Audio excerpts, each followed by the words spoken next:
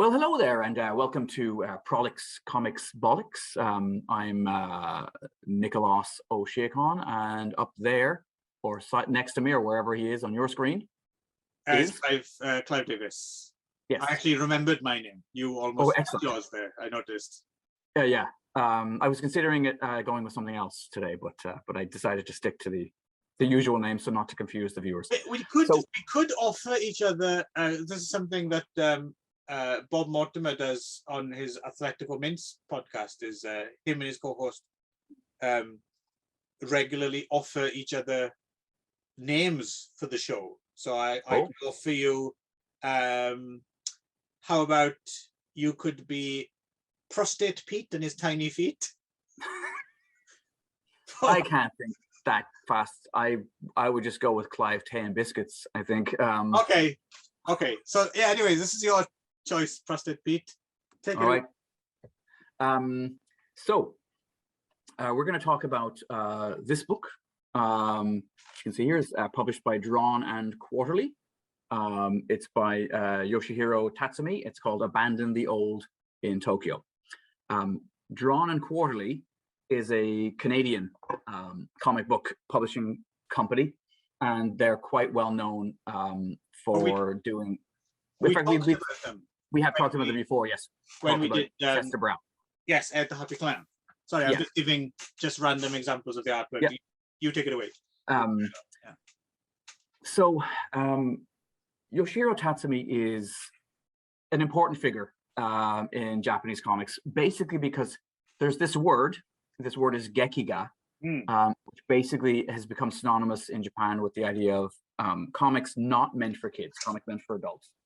And by that, I don't mean specifically like pornographic comics, but I just mean anything that's a little more serious in tone.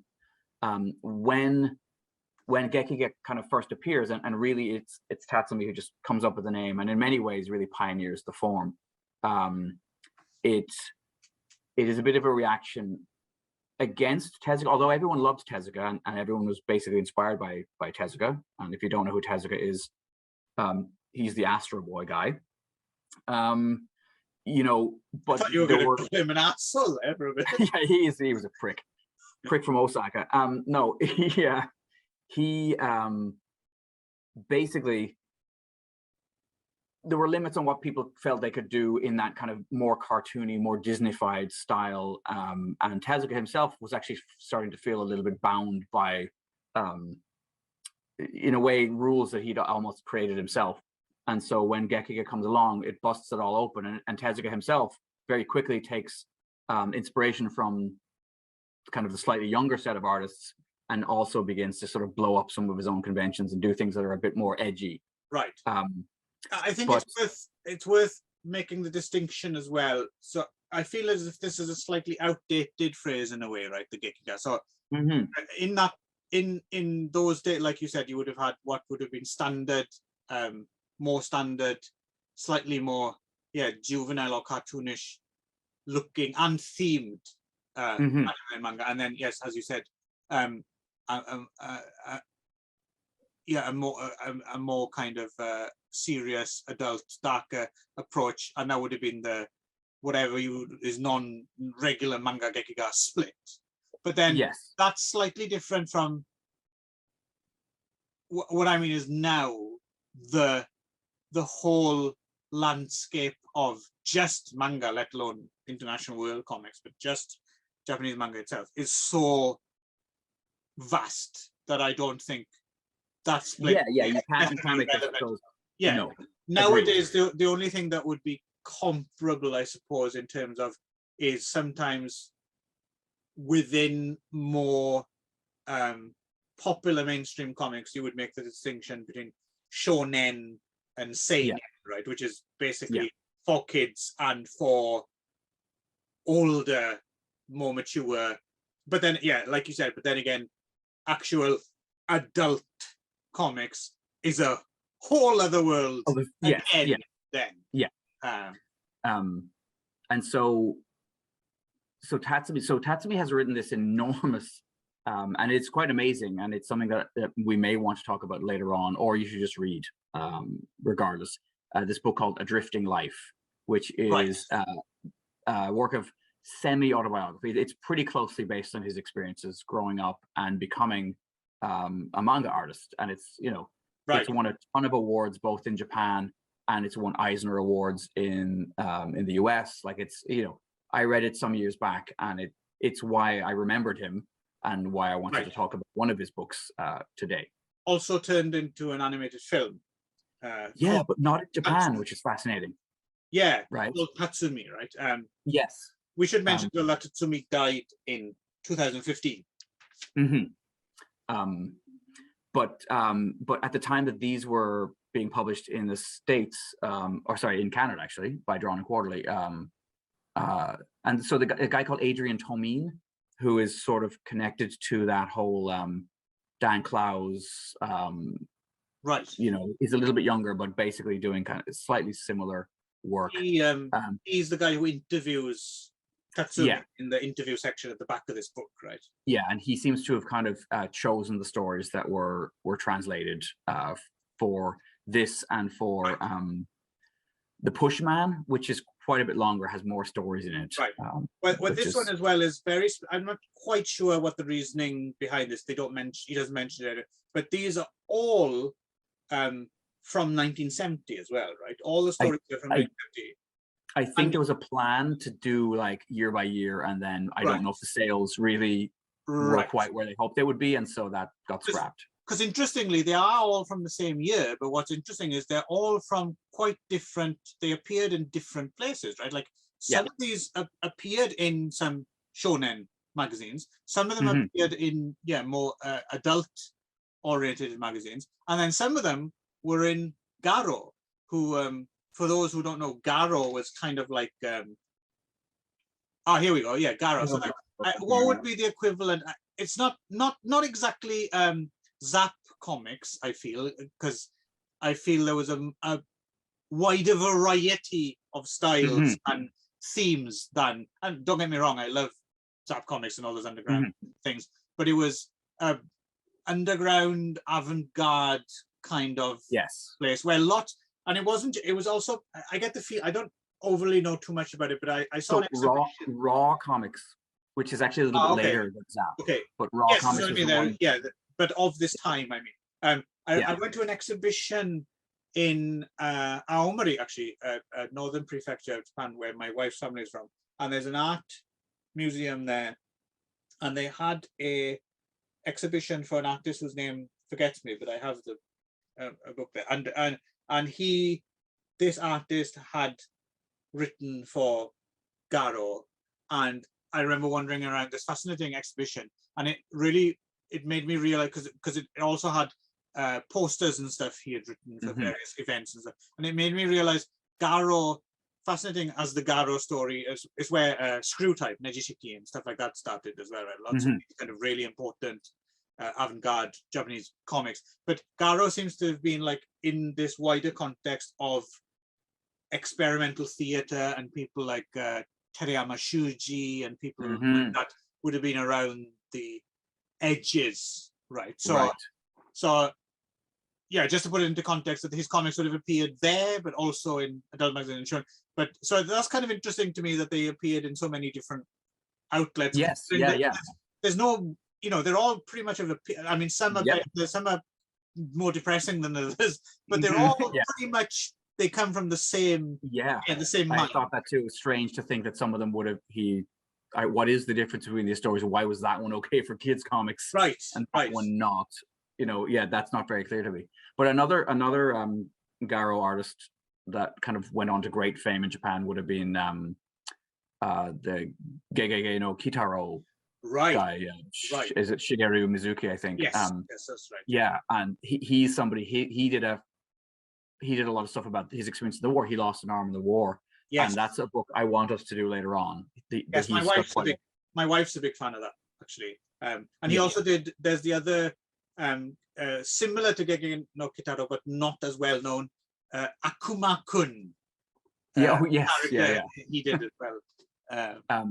So I should say that this is worth. There's two books that I think that are worth in English that are worth getting. That are histories of Japanese comics. One is this It's called Manga 60 Years of Japanese Comics by Paul Gravett. Right. And the other one is pretty much the seminal, like this was the only thing that existed for many, many years, which was this. Right. Manga. Yes. Yeah. I don't have that one. I tell you what I have. I'm wondering if it's worth nipping together actually. Phil. Yeah. Sure. So yeah, for many years, for fans of Japanese comics, really the only book that you could find that talked about them with any kind of degree of seriousness was this book by Frederick L. Schott. And it had a foreword by the great Tezuka. And one of the exciting things was, back in those days, the only way to read some people's work, like, so this is Matsumoto Leiji, and this was the first time I ever saw any of his work translated into English. This is long before you could buy things like Galaxy Express 999 or Captain Harlock. And this is actually one of his war comics. He did a fairly famous series called The Cockpit, all about kind of aerial battles. I'm very keen to read that, actually. I have it in, well, I used to have it in Japanese because I bought it just because the art was so great, but I don't know if it's been translated into English or not. Yes, what I was going to get, and I couldn't find it, was the tome I would recommend, because it's also a very beautiful, as all their books are. There's a Taschen book on the history of manga as well. So obviously one to keep an eye, because their books are fucking expensive. And I picked mine up, I think, I found it on a remainder table somewhere, but the one to keep your eye out. Anytime you see a Taschen book anywhere for a reasonable price, buy it, because you're not going to see it again, right? So their big, thick history of manga book is also highly recommended, and will send you down lots of rabbit holes. But anyway, Tatsumi, he does something I think called Black Blizzard is quite an early, and it's like a much longer story that he did, but it's like you can see his drawing style is much more Tezuka and much more kiddie looking, although apparently the subject matter was a bit heavier. But then he kind of segues into doing these short stories, right, that are very much based in the Tokyo of the time. And when I first came back, being an expat is a very strange thing, right? When you've lived for 10 years in a place and you leave it, there's a kind of a weird grieving that goes on. And like you'll hear people talking, you'll think you hear Japanese, like in the grocery store, and you realize it's not. Or and one of the things that I went to the university library when I was doing my Bachelor of Education, and would just take out, they had all of these, they had all of the Drawn and Quarterly collections of his. That's where I read A Drifting Life.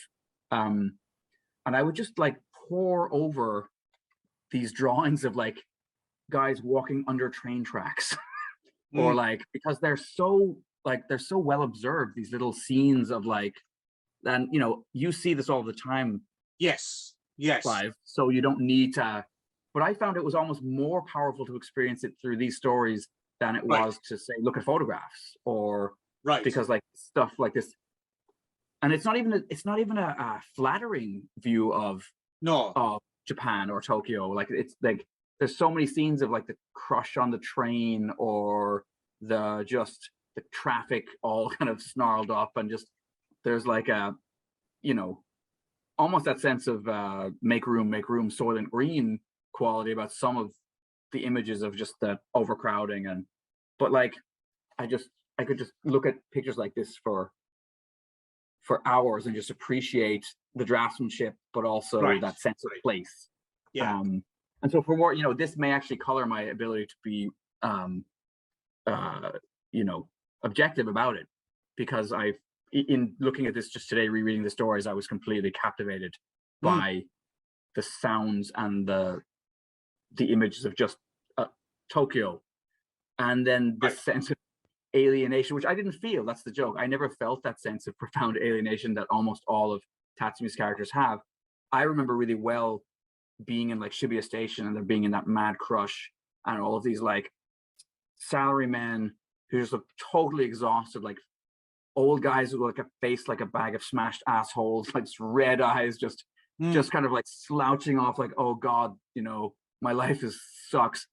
and me living the best 10 years of my life, just beaming off the door, like, yeah, I live in Japan, and most of these rules don't really apply to me because I get whatever Gaijin Smash privileges, you know.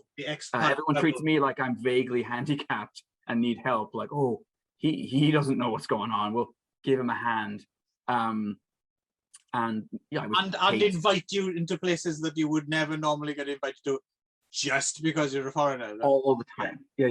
Given a kind of a privilege that, like, true white privilege, but it makes no sense to be getting it in a place where you're not a part of the, you know. Well, I think the difference you don't feel guilty is it's not a white privilege that it's not one that you've gone out of your way. Well, maybe some assholes do, but it's not. You don't go out of your way, and you don't expect. Courted. It's like it's like just handed to you, and you're like, okay, and then you just And at times you find yourself in situations where like I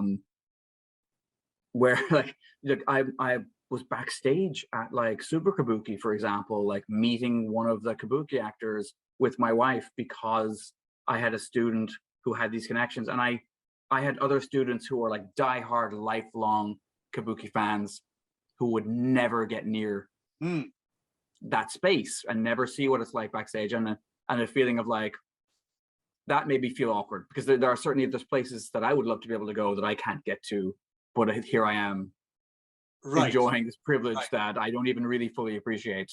I don't have the background knowledge. What they need to do is they need to put on like a blonde wig and act like white people in the way that they do in those like 70s like toy, like just say man or motherfucker every other word. And they think, oh look, it's an American. Yes. Oh yeah, I mean, you can even the things you can get away with, you could just go backstage at concerts if you just kind of like just do it like you know, confidently enough, like, oh, obviously I'm a part of the road crew, like, look at me, what else could I be? Anyway, so Tatsumi basically writes short stories that are depressing as hell for the most part. Yeah, also they're vignettes, right? I guess. Yeah. There's 8 of them here, and it is a very swift read. I would say that overall quality is very high, and there was nothing in here that was rubbish or not worth reading. But definitely there are some. Should we go? I love the first story quite a lot. This is Occupied. Yes, because in some ways it's the only one that's really funny. I mean, although it's a very black humor, but it's the only one that really is funny. And it's about a struggling manga artist who basically gets let go from his company, right, or his publishers, they tell him kids comics, right? Yes, and the kids are no longer interested in what he's pushing, I guess, and maybe he's been following the trends too much. It's kind of his publishers like, you're not out ahead of things. You're kind of well, he's not inspired, right? Yeah, but he gets inspired. yes. He ends up in a and he's also been having stomach distress, which I guess is how he ends up in washrooms a lot, right? Because this story reminded me of you a lot, Nick. It did. Yeah. Oh, that's good to know. I could transpose your face onto the main character's face, and I could imagine, wow, this is it's true. I do have stress-related gastric issues sometimes. That is true. If I'm very, very stressed out, I definitely could have some. Although I don't tend to throw up too much. But yeah. Anyway, and he basically ends up being really inspired by sex graffiti on the walls of toilet stalls. Right. Which I believe is you also. It's you all over, Nick. Yeah. It's like he could be into my mind. Yes, and he also looks into, someone hires him to draw adult comics, right? So the two kind of, and he's like, yes, and he finally has a spark of inspiration.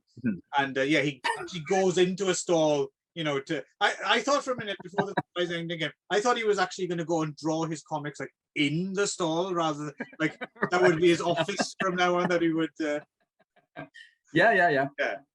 But anyway, we don't need to give away. I mean, it's not really a surprise. It's not like a shock or anything, but it's just. But it's great. And it's a nice quite funny. story. Yes, it's quite funny. Like you said, it's the only one that's actually, you know, almost a gag in a way. Yeah. No dead monkeys in this one. Yes. Good God. Yeah. And then we'll get to that one. And then we get to Abandon the Old in Tokyo, which is the one the thing's named after. And this I quite liked as well. I don't know if you want to speak to it or if I. Well, this is fascinating. So yeah, so this is basically about a guy. He's a refuse collector, I think, right? Who lives in a small rooming house with his old incontinent mother, ashamed to take his fiancée home because of that, and kind of has a plot to get rid of her, which I suppose is also inspired by the Ballad of Narayama story. You know, that when they carry the old people up on their shoulders up onto the top of the mountain. Mm-hmm. And if anyone hasn't seen, I mean, there's two versions. There's a Imamura Shohei one from the 80s, but the 1950s anyway, Ballad of Narayama film, amazing. I don't know if you've ever seen it. I know I haven't. No. Oh, yeah, definitely one you would absolutely love. Fucking great film. But yeah, I suppose that's what it's alluding to. And it's interesting because she kind of like in a way she sort of like harangues him a little bit, and there's a lot of like browbeating because like I took such good care of you when you were a child. Yes, there's a bit of a flashback to how which proves that that's not the case. Well, all. I mean that's slightly unfair. Okay, you could argue that it is and isn't the case, right? Because that's how she's making the money, right? But But he is obviously at one point where he's actually hungry, and like another adult takes pity on him and feeds him, right? So and yes, again, it's too late, right? When he finally reaches, you know, the conclusion that hang on, I shouldn't have done that. I think the idea is that it's just a bit too late, isn't it? I think. Yes. Oh yeah. And I quite like, it's very grim, and it's slightly misogynistic maybe, but basically he also realizes that the new fiance, like, he just gets the creeps when she's kind of like, I'm never gonna let you go, because it's basically his mom's words in the mouth of his. Yes, I suppose that is the one thing we should point out, as well. It's probably worth pointing out that in some ways, even though these films are these would have been revolutionary in their day, very personal kind of vignettes and social commentary, but very much from a male perspective as well. Yeah. I think this book actually suffers maybe even less. I think Pushman is even more like, whoa, okay. Right. Some of it seems very dated and very sexist. Yeah, all the female characters here are, they're not necessarily given it. They're usually another problem, right? Yes. Yeah. Rather than more integrated. Apart from the one story we'll get to, which is either better or worse in terms of the female agents having more character, but but so I think I know what we're talking about. So the next is the Washer, right? This is the the window washer. The window washer. This is a great little story about, again, slightly but killer last but one panel. Yes. Which I think was quite a nice little, I mean, the story worked out fine, but that last next to last little panel was like, okay, that again, you don't want to really, because they're so short and fragile, you can't really talk too much about them without, you know, giving away the whole story. And then we, as I said, you can't just get lost in the drawing. Like, I mean, this stuff again, like just these crowds again. If you've lived in Tokyo, like this all just makes absolute sense to you. Like, and then we get to Beloved Monkey. Yes. Which, fucking hell, this one. I mean, brilliant, but just really, really, really depressing, and but fantastic. I mean, I think this would be the one if you had to choose one. It's got to be Beloved Monkey, isn't it? Yeah. This thing just tears you open, right? Yeah.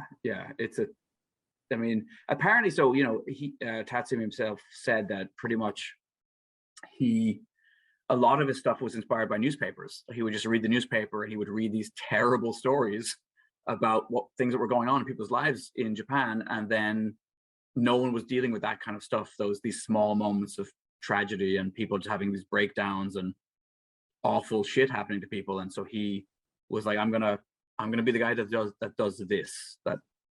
Yeah, there's something a little bit of the quiet despair of like a Raymond Carver short story or something. Yeah, totally. That kind of thing. In fact, you could see a really good what's the movie Shortcut. with all Shortcuts? Yeah, you could see a really good Shortcuts being done. That's true. That's true. With a collection of his stories. So next up is Unpaid. Yes. Which I mean some oh yeah, right. I had yes. forgotten about suddenly. Yeah, that's the one where it takes a sudden. For all you dog lovers. Yeah. What's going on there? If we're talking film adaptations, I think Joe D'Amato might have a go at this one if he was still alive.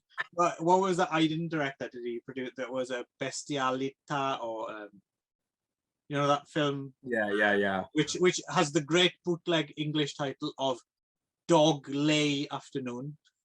Oh, okay, nice. But it wasn't totally clear to me. I mean, it seems sketchy as hell. Like, yes. Is he just maybe he's just hugging the dog naked and trying to get to its level? Yeah, there's no. They're both. There's no money shot, right? There's no like graphic. Yeah. So it wasn't really clear to me if it was just like he was having a nervous breakdown, basically. And no, it's not Tatsumi via Glory Quest. So here we move on to The Hole. Yes. Which again starts a bit Onibaba, I guess. Mm-hmm. This is the most, and then gets a bit Woman in the Dunes. Yes. But it does seem the most like like an EC Comics. Like it's almost a horror story in a way that the others are not. It's not just a slice of life story, right? No. If it is a slice of life, it's someone's very weird life. Not many people have this particular life. Mm-hmm. But again, it's the one that in a way ramps up the misogyny the most, but also weirdly, the female characters have more agency than they do have any of the stories. Right? And in a strange way, maybe are more sympathetic too. Yeah. I mean, like they both. It's a bit of an overreaction, but or they both. Yeah. Yes, maybe. But they have been wronged, like in one way, by male expectations or male whatever. Yes. So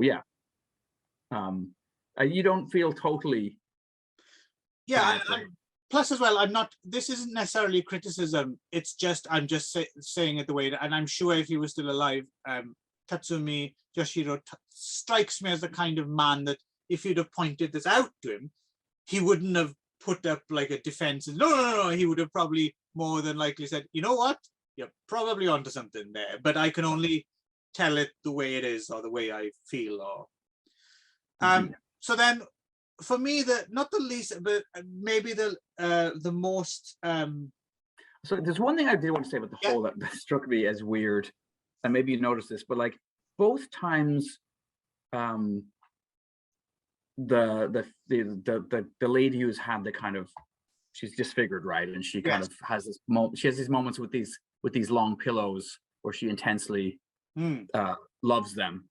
And at those both times that happens in the story is when the walls of the hole that the main characters in start to just like sweat all of this like fluid, and it's like, and it just, because it happens, if it happened once I'd be like, okay, it's a coincidence, but it was a strange kind of moment in the story. You're wondering which hole he's trapped in exactly. Well, it was like there was something symbolic, misogyny. It just there was an element of that in here. Fear of the vag. Yes. I wonder if there wasn't a bit of that in that story. But anyway, so Forked Road is one of the more kind of slightly more.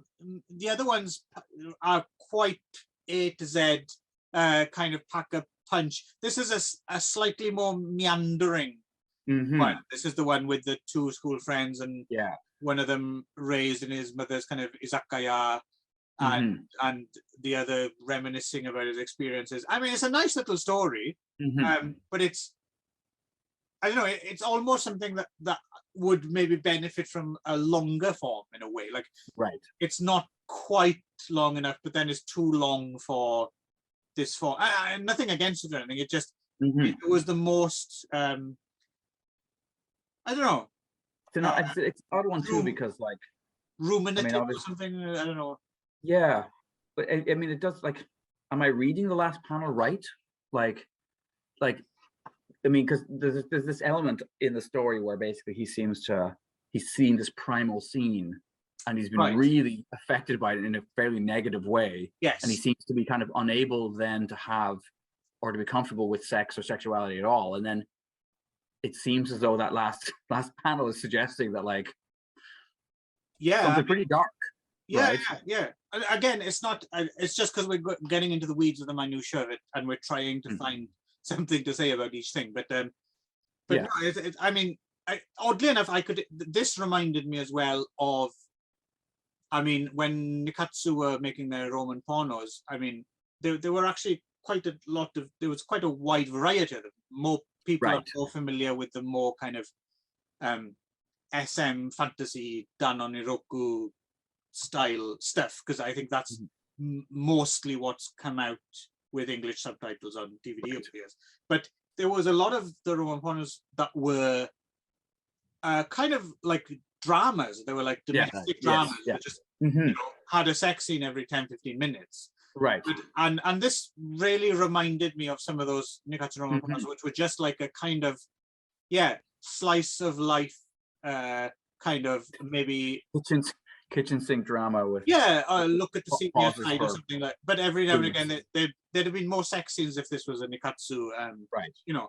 But in that, you know, dramas for adults, right? Dramas for adults. It's kind of, so very much again, I suppose, when gekiga was a notable thing, I suppose this would have been, and it's interesting to think about, kind of roundabout contemporary. A few years later, Nikatsu started doing the kind, the cinematic equivalent of, because